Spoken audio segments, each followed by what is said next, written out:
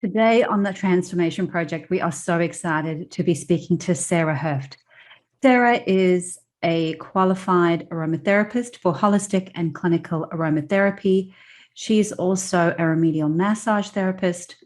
She's a nutritionist and sports nutrition advisor and weight management practitioner. And so there's so much we could be speaking to Sarah about, but today, due to popular request, we are going to be speaking to Sarah about aromatherapy. Sarah believes that each and everybody deserves the very best in life. She is so passionate about helping others look after their health and well-being to maintain and achieve a healthy lifestyle.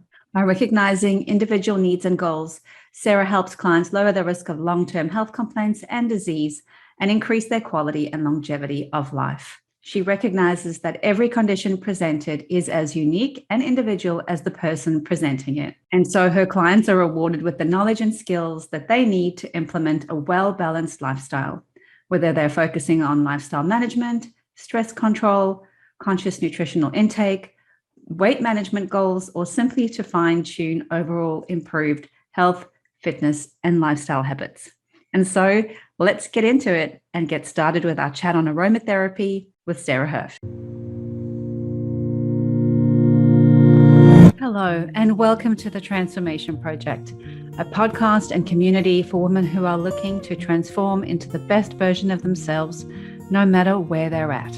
A place where you can listen, learn, and laugh along with us as we dive deep into different topics to help you live a happier, healthier, and more fulfilled life. Remember, we are all learning here together, and therefore the content and opinions of the hosts and our guests should not be taken as medical advice. Please consult your healthcare professional for any medical questions. Hello, everybody, and welcome back to another episode of the Transformation Project. We are so excited to have our friend Sarah Herft on today. We have known Sarah now for, almost a year. And she is a lady of many talents, but one of the things that she knows about that we were chatting about recently is aromatherapy. And so welcome, Sarah. We're so excited to learn a little bit more about aromatherapy today from you. Thank you. It's good to be here. Yeah. So can you explain to us, please, what is aromatherapy really? What's the thought process behind it? Yeah. So I think most people look at things, and these days we all know about essential oils, and we kind of go, oh, isn't that just something that smells nice and makes you feel good, which in essence it is. But when you delve down into what an aromatherapist knows and how they make it work, I'm actually going to quote this because it just says it all, really. It's the use of pure essential oils which seek to influence, to change or modify mind, body or spirit, physiology or mood. So aromatherapy encompasses the use of essential oils in perfumery, in cosmetics, with medicine, both orthodox and alternative, psychotherapy, aromatology or science. Basically put, that means that we can use essential oils to heal and make well on a holistic and a clinical level, both body, mind, and soul. Yeah, okay, cool. Wow. I don't know why I had this in my head. I thought aromatherapy was still essential oils, but only the smelling part of it. So it still counts if you ingest it or put it on your body? It really, really does, because essential oils, the aroma of them is the biggest component. But what most people don't know, that on a chemical level, so an aromatherapist, we have to study a lot of chemistry. So all the different essential oils have a different chemical breakdown. And depending on their components, the hydrogen, the oxygen, and everything else that comes within it, they've all got these different compounds, has a different effect on the body. So even though the aroma is the main part of it, it's the chemical compound that has an effect when they are on a physical level in the body. I hated chemistry, so I probably ignored all of these things. I actually didn't realize I was a chemistry nerd until I studied aromatherapy. I went into it thinking, oh, these are nice smelly things. They make me feel good. I'm going to learn a bit more about this. Boom. Let's do a whole semester on chemistry. I think my brain exploded, but I loved it. So yeah, bit of a nerd. Sorry. Oh, that's you never have to apologize for being nerdy around us. We nerd out on all kinds of things. So how does it actually work, the aromatherapy? And if you go and see an aromatherapist, like what can you expect? So when we're talking about the smell of it, we're actually talking about the brain and smell connection. So the olfactory sense, so the sense of the nose, has the most direct link to the memory of the brain. I'm just going to put this in real layman's terms because otherwise it just gets too crazy. Please. So, yeah. So the chemical components of the essential oils are so tiny that they actually bypass the blood-brain barrier.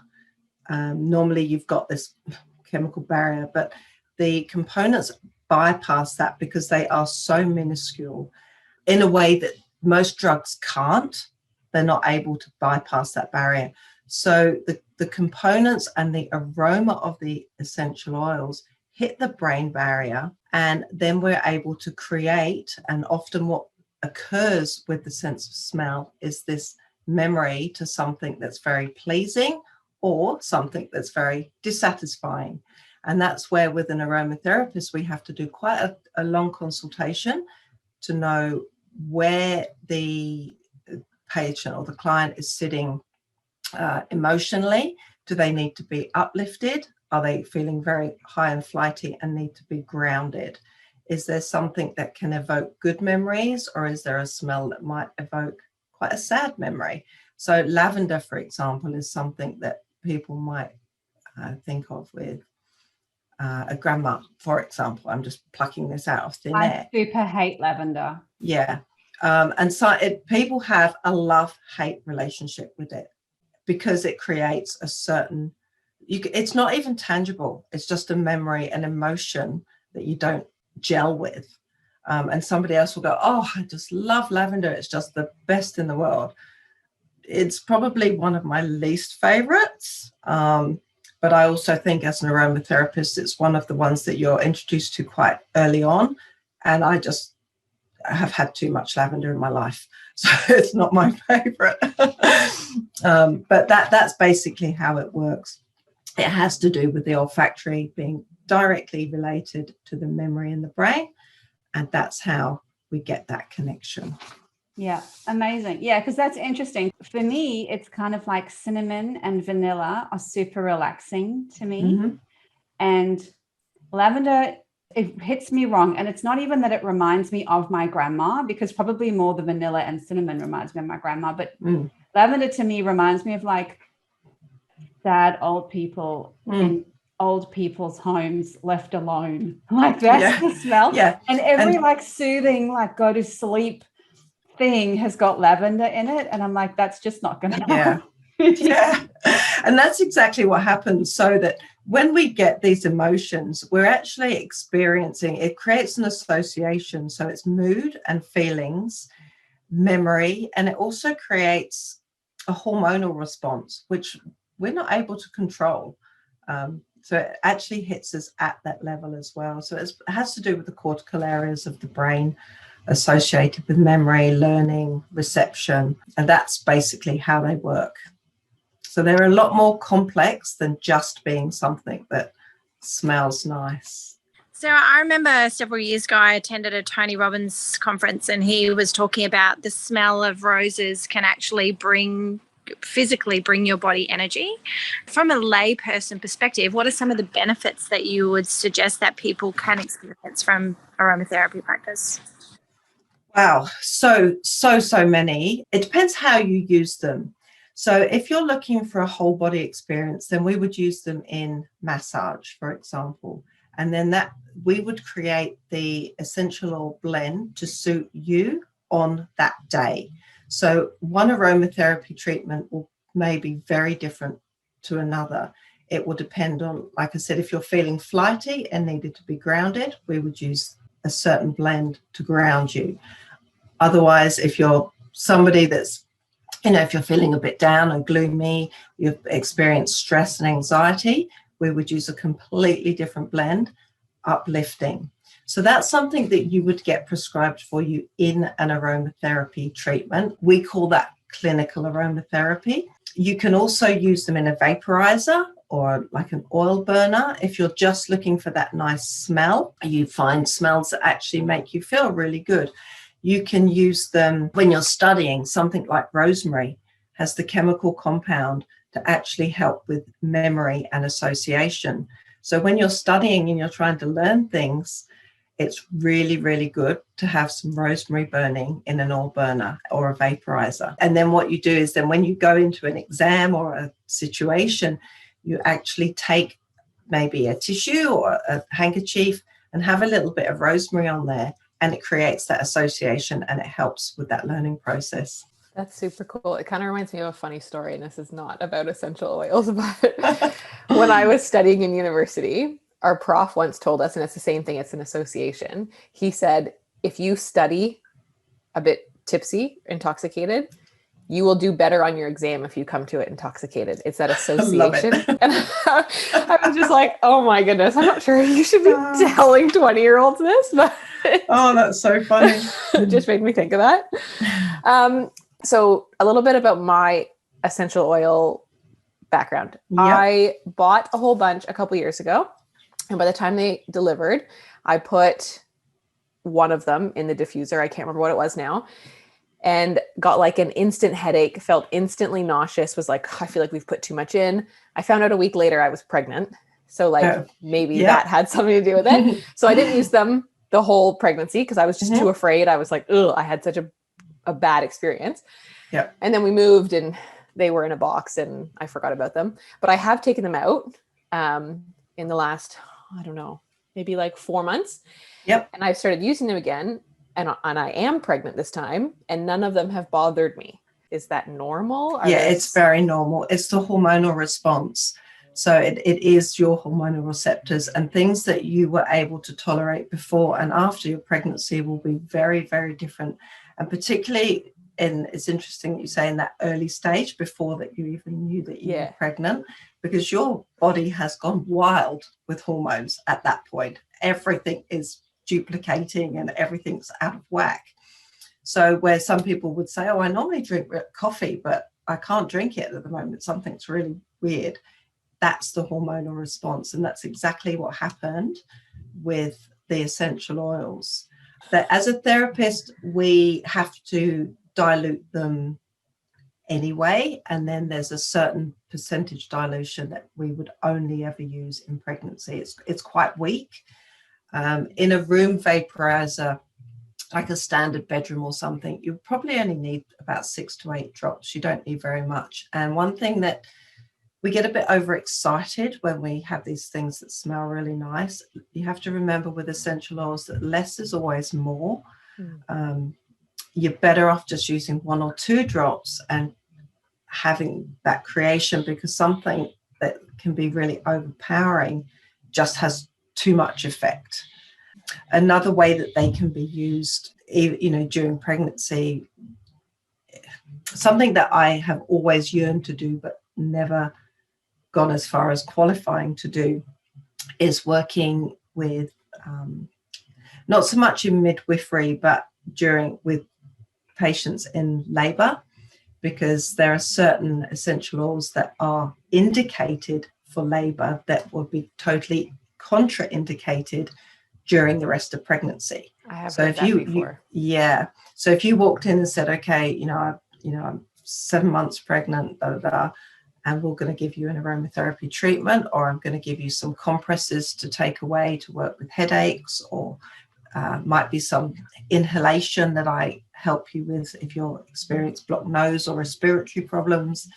If you've got a cold, if you've got sinus problems, there are some oils that would be contraindicated during pregnancy, and they're not always the obvious ones. So it's really, really important during pregnancy that you know which ones are being used correctly.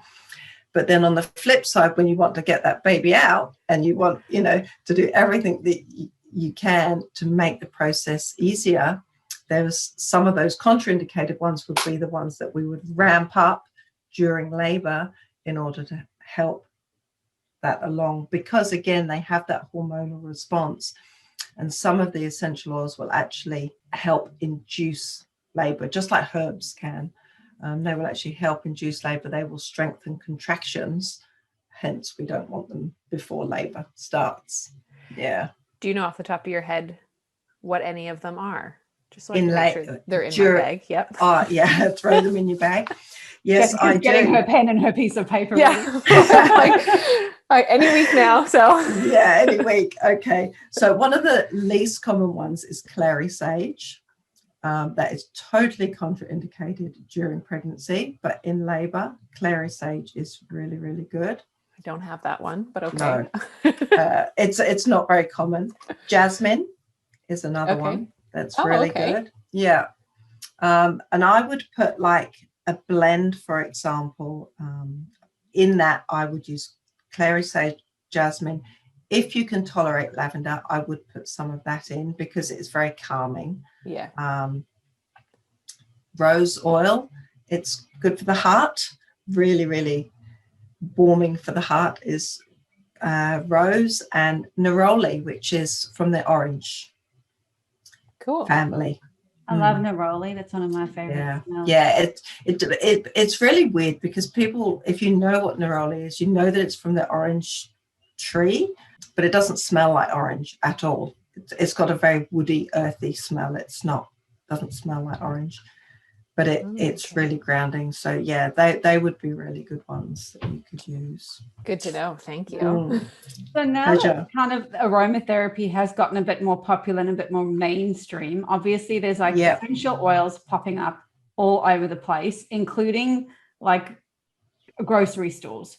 So is there essential oils and essential oils? And if you're buying an essential oil for use at home, what should you be looking for when you're looking for a good kind of essential oil? And in saying that, another question, add on, if you're looking for a good aromatherapist, what are you looking for when you look for an aromatherapist too? Okay, so with the essential oils, you need to know that they are of professional grade, basically. You can find a lot in pharmacies these days, and most of those are fine. They're okay. They are of decent quality. There are different streams that market them. You can normally tell by the price, to be honest. If they look pretty cheap, they are either out of date, and if you can still use essential oils if they're out of date, but only in your vaporizers and things like that. You would never put them on your skin, or they are just of poor quality. So if I'm looking for them as a practitioner, I will always go to certain suppliers that I know, or if my clients are looking for them, I will source them on their behalf. But yeah, it's usually, you can tell by the price. If they're cheaper than everyone else, I would not go there. It has to do with the way they're extracted from the plant. They can come from the wood, the bark, the leaves, the flower.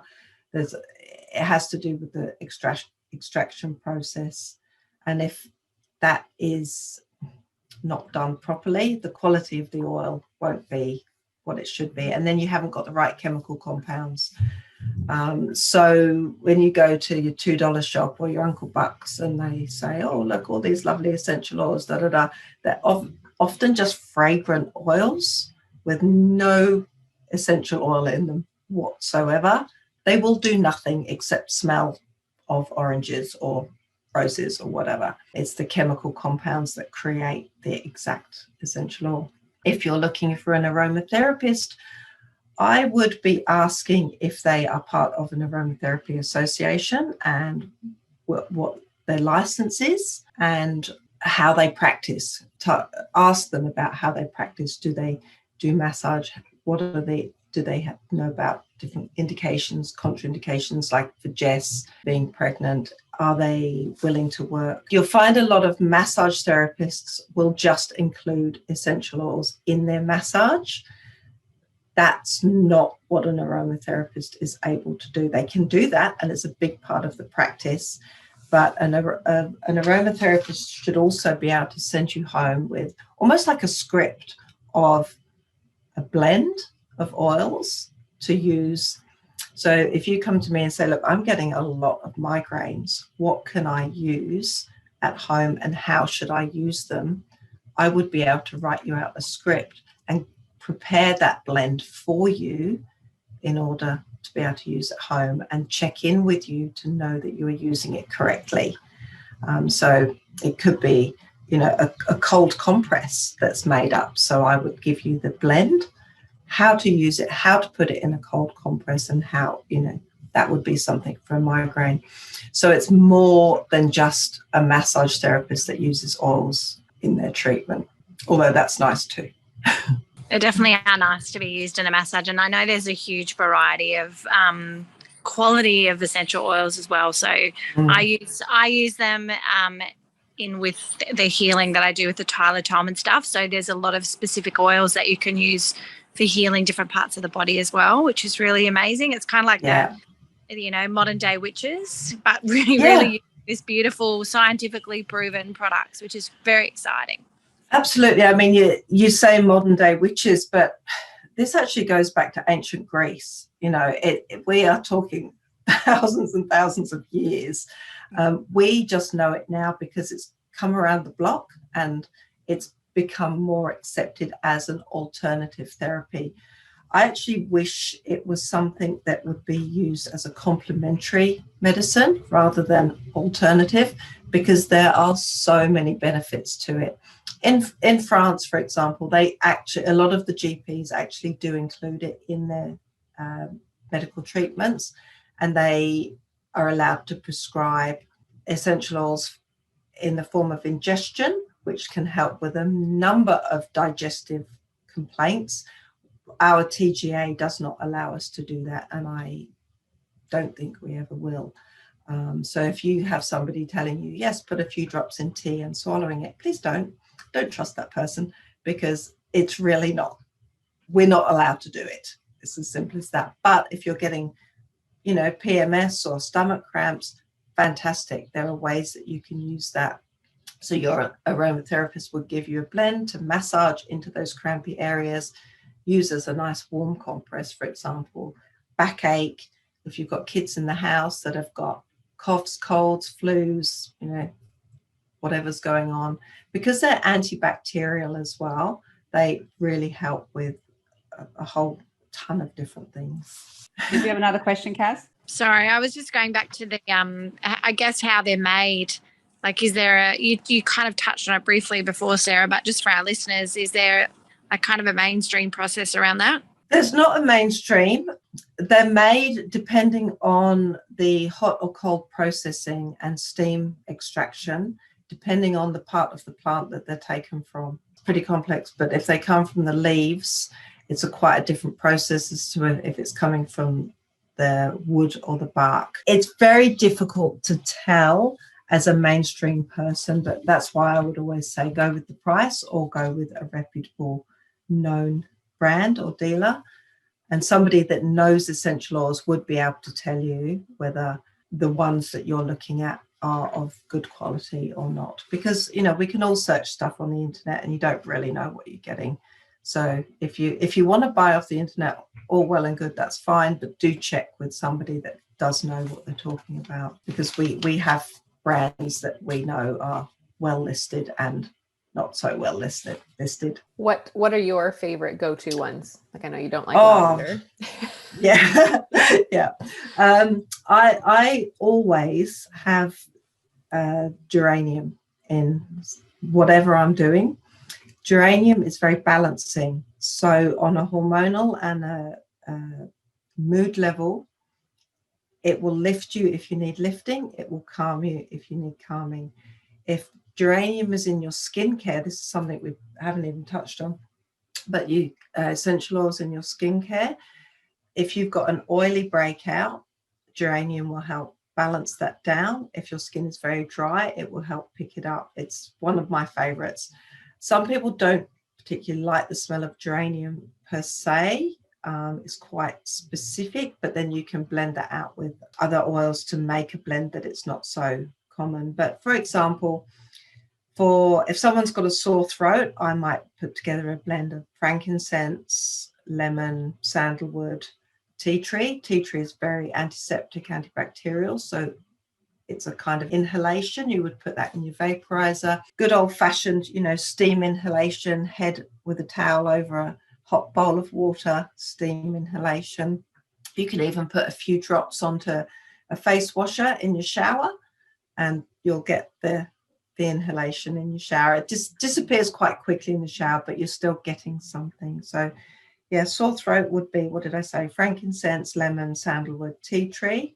Something like blocked sinuses, I'd be looking at eucalyptus, lemon, peppermint, pine. If you think of sinuses, if you go out into the bush, the eucalyptus, it actually does give you that feeling of clear, clean breath. And it's exactly what it's doing in the essential oil. So anything that's sort of piney, a bit woody. We're looking at cramps, either in a massage or a compress.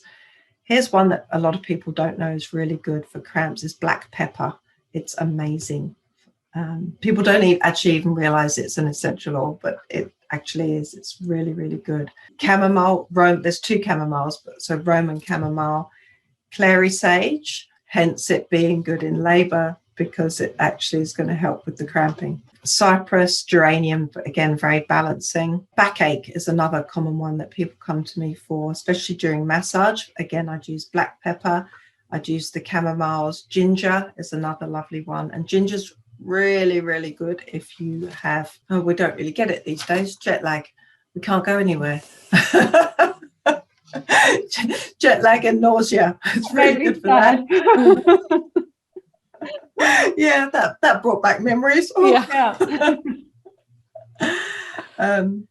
So they're probably some of my all-time go-tos that I always have in my little toolbox, because they're things, that respiratory blends, crampy, achy blends, musculoskeletal blends. That's the kind of thing that I always look for. Yeah.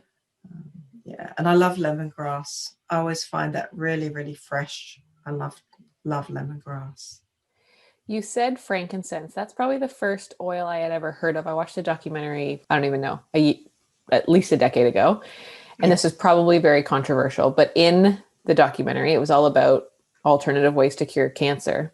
And that was this guy's big thing, like frankincense cures cancer. Now, obviously, I realize you cannot say that, and I'm not saying that either, but I'm just, is there any research that you know about that some of these can help with things like cancer? Obviously, cancer is so broad. I don't know about helping with cancer, but we can use them in palliative care, definitely. And that is, it has more to do with that feeling of well-being. There are plenty of different studies out there, and we would all love there to be a new old-fangled way of curing all these different ailments and diseases of today's world. But frankincense it's a very deep, rich oil that has a lot of amazing properties to it.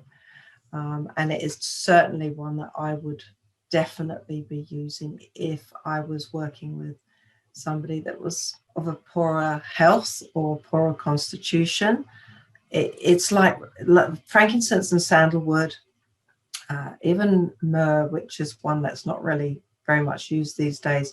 When you try and pour them from the dripper, they're really, really thick. They're almost like glue.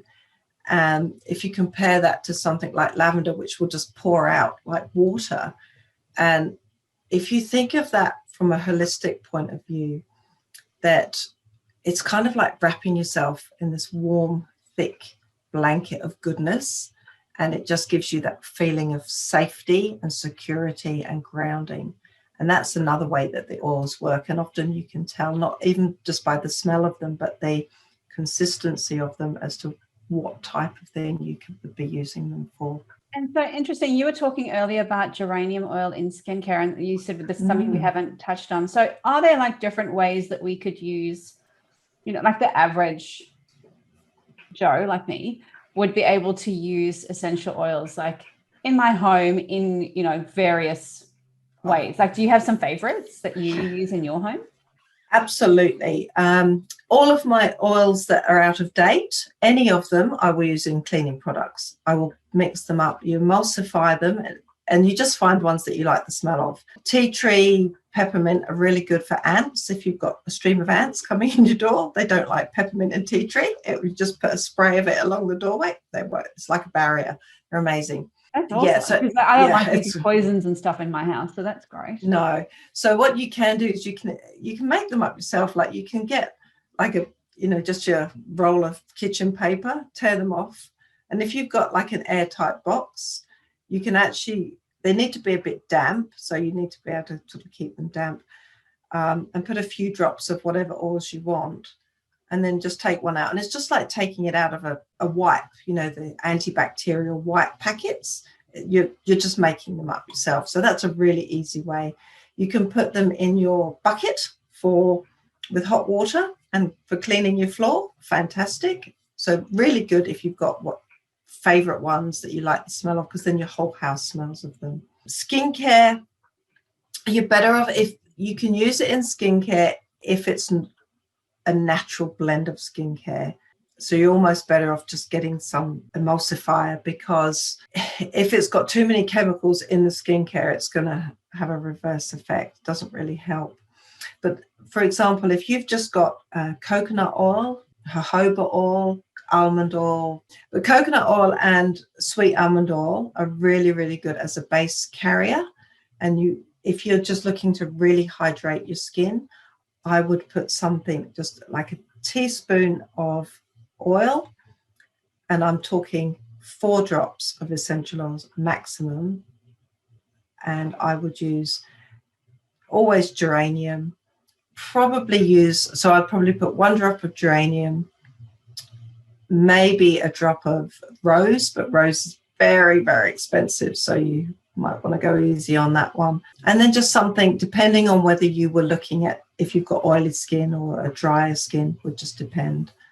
But for me, geranium's always my go-to. Geranium and sandalwood, I find it work really well. I actually make a really beautiful sugar scrub at the clinic, which is literally just raw and caster sugar, which I blend in my Ninja, and then fractionated coconut oil. And then my favorites are like a mixture of a sweet orange, a ylang ylang, and a patchouli.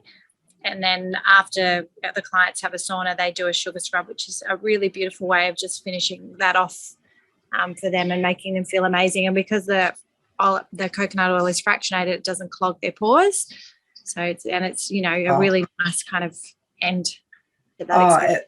That would be amazing. And lang lang is really good for dermatitis as well, while we think about it. So really, really good. That would be fantastic. And that would be really zingy and zesty on the skin. That would be beautiful. Amazing. Sugar scrubs are great with essential oils. I'm such an advocate for whatever you're putting on your skin, you should be able to put in your mouth effectively. So, anything that's loaded with toxins and chemicals, the skin's your largest organ, so it's going to absorb them. So you kind of want it absorbs everything. Yep. So yes.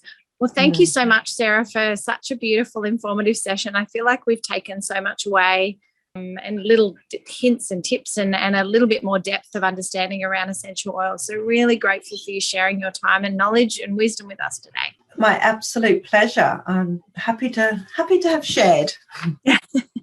Thank you, Sarah. And thank you so much, everybody, for listening today. As usual, you can please go over and subscribe, give us a rating. We would love that if you would. You're also welcome to contact us at our email address, which you can find as well. And let us know if there's anybody who you'd like to have us interview, or any information that you'd like us to share with you as well in a particular topic. So we'd love your feedback. Thanks so much, guys.